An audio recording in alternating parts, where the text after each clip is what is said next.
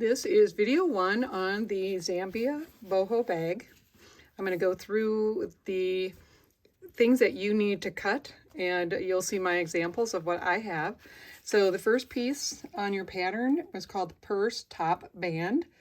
And when you cut that, this edge is going to need to be on a fold. You're going to cut 2 out of fabric and 2 out of lining. So I've got this kind of fabric for my main and white for my lining. You can see I've started a little bit of the sewing process, but all right, so we need that.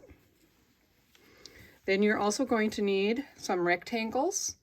And let me grab the bag real quick.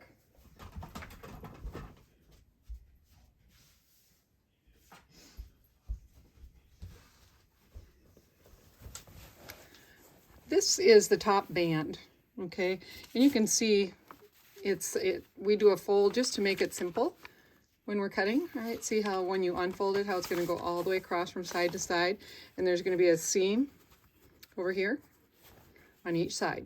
All right, now the rectangles, those are these pieces, and there's 8 of them, 4 on each side, 1, 2, 3, 4. All right, so both sides of the bag, we're going to need 8. Those measure, and this is all in your pattern, they measure 14.5 centimeters by 32 centimeters. So I simply gave you directions. We're not making a pattern for that. You can measure that out.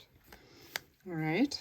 The next piece is the bottom of the bag. You can see how it's got rounded corners. We're going to do that. You're going to need, well, I said cut 1, but we actually need 2. That'll be correct in your instructions. And then we're going to round those corners off. I'm going to give you a template for rounding it off. And you'll use that template once you've cut your rectangle at 15 by 32 centimeters. You'll take that little template, lay it on the corner, and remove that so it's round. All right, so that is cut 2.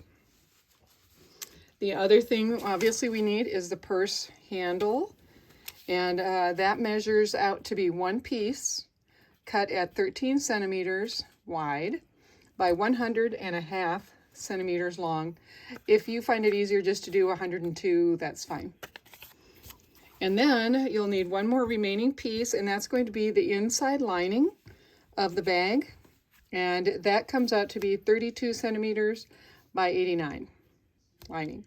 Now on all these pieces, we are going to have a 10 centimeter seam allowance as we sew, and we'll discuss that in class, but I'm just going to restate that here in case you're re-watching the video after some time has gone by between class and when you're actually working on it.